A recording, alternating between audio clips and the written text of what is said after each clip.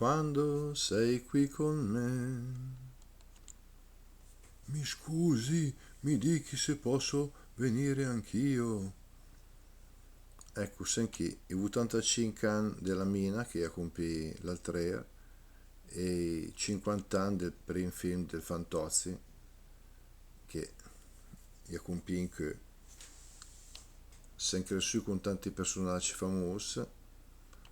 Una appunto è stata Mina in tutti gli anni 60 e 70 in televisione e poi fino ad oggi chiaramente canta, la possiamo sentire ancora, ma il suo viso c'era familiare e il ragioniere Ugo Fantozzi ci ha accompagnato anche questo nella nostra infanzia e gioventù come simbolo della persona bersagliata dalla sfortuna, ma anche un po' il simbolo dell'italiano con tutti i suoi difetti. Eccolo con la moglie Pina e la figlia Mariangela in uno dei film. Questa è una delle più famose scene del film dove definisce in un certo modo il film che era costretto a vedere dal suo capo.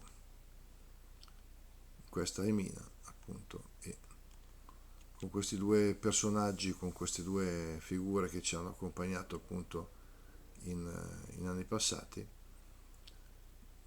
vi saludum e ci auguriamo che possano esserci sempre delle persone che sanno interpretare in maniera così molto viva, molto coinvolgente la- l'arte, la musica,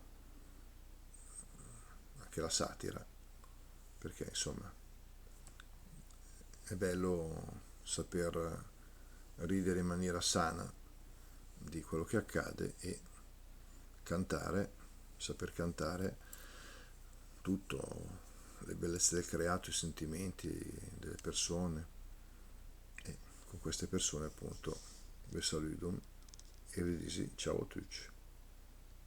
Ciao ciao.